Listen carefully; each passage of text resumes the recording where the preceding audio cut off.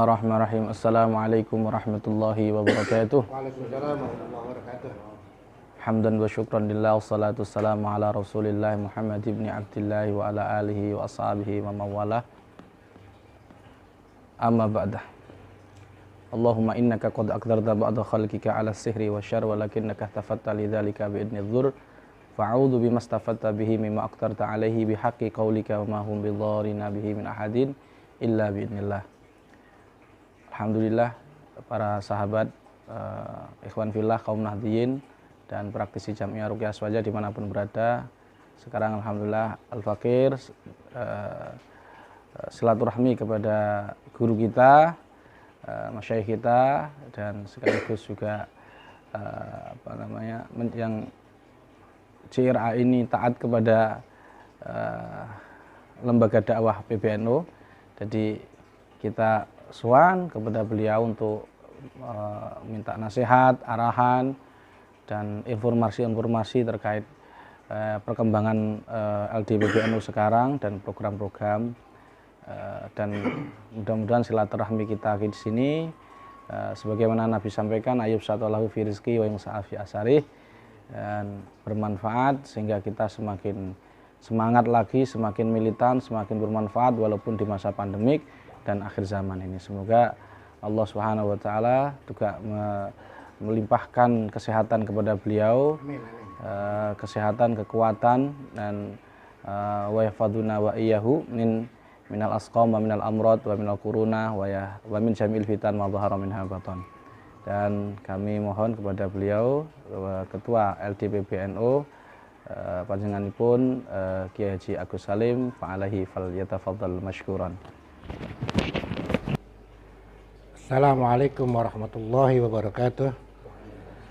Bismillah, alhamdulillah, wassalatu wassalamu ala sayyidina wa habibina wa syafi'ina wa maulana Muhammad ibni Abdillah wa ala alihi wa ashabihi wa man nasarahu wa walah wa la hawla wa la quwata illa billah.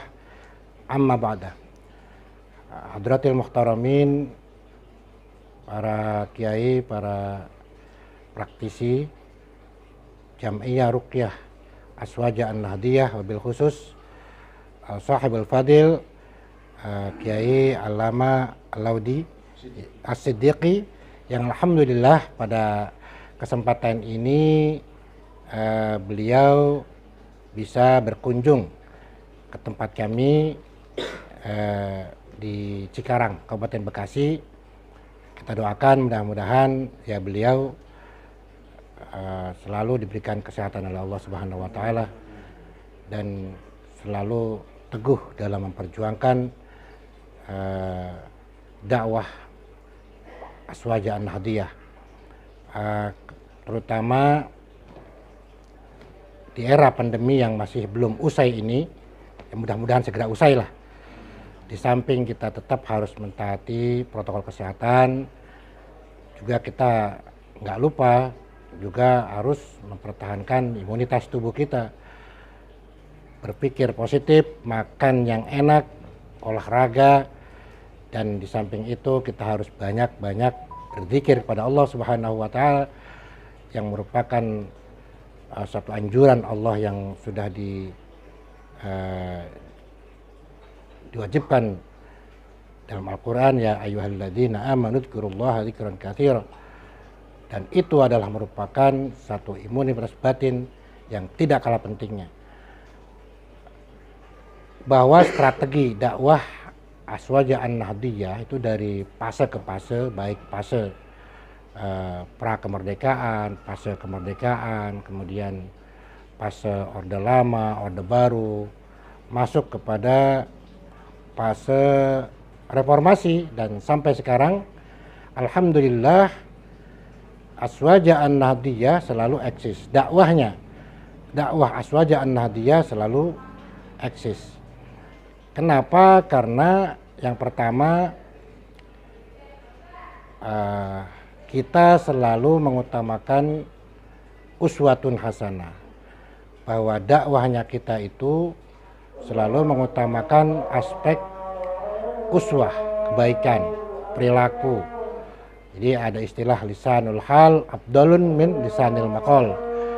Di samping kita juga selalu mengadopsi kultur atau itu apa namanya, budaya yang berlaku di masyarakat sejauh itu tidak melanggar aturan syariat.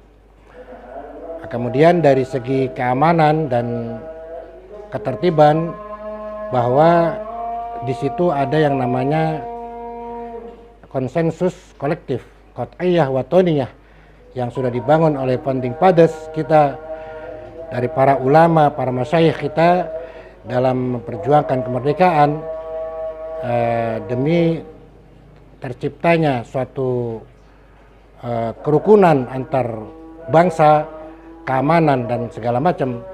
Maka ini terus harus kita rawat.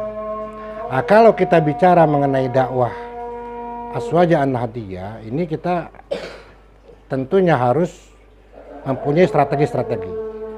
Nah, strategi itu yang pertama, kita sudah lakukan bagaimana agar para pendakwah kita harus melek medsos. Bahwa medsos itu adalah suatu yang bersifat positif dan negatif. Makanya medsos itu adalah merupakan suatu nilai-nilai yang mana nilai itu ya harus betul-betul diusahakan agar bersifat positif.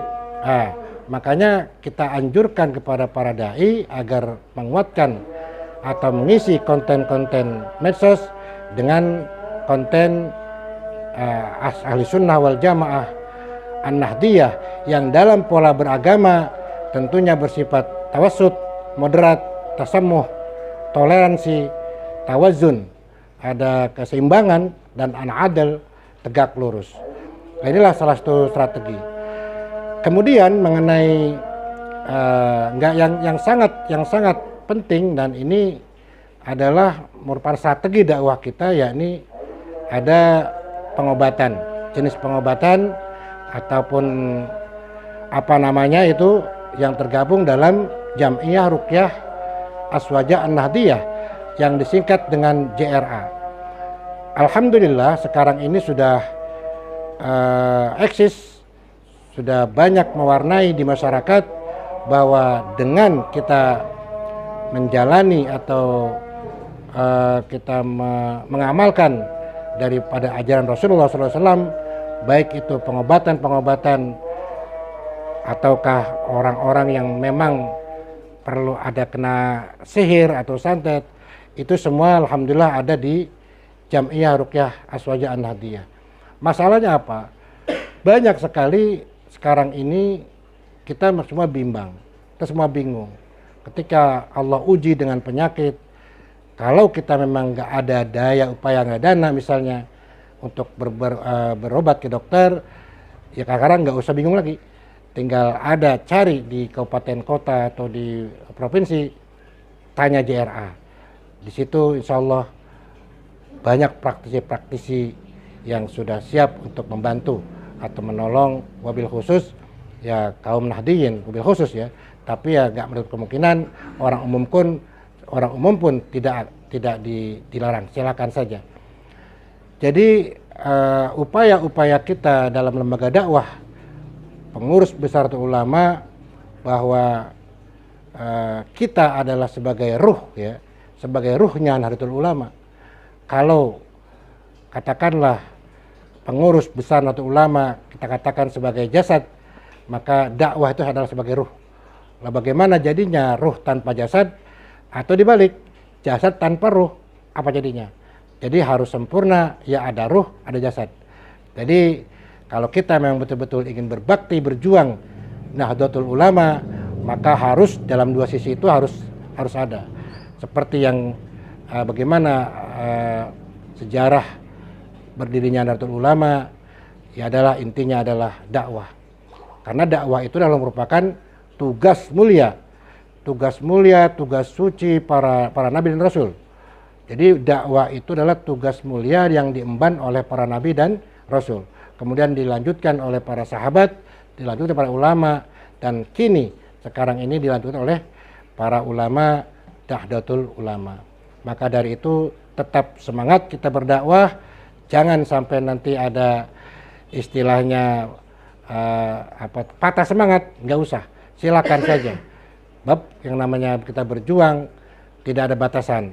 Yang penting berjuang dalam bendera Nahdlatul Ulama. Mudah-mudahan semuanya akan mendapat ridha Allah Subhanahu wa taala. Demikian dari saya, kurang lebih mohon maaf.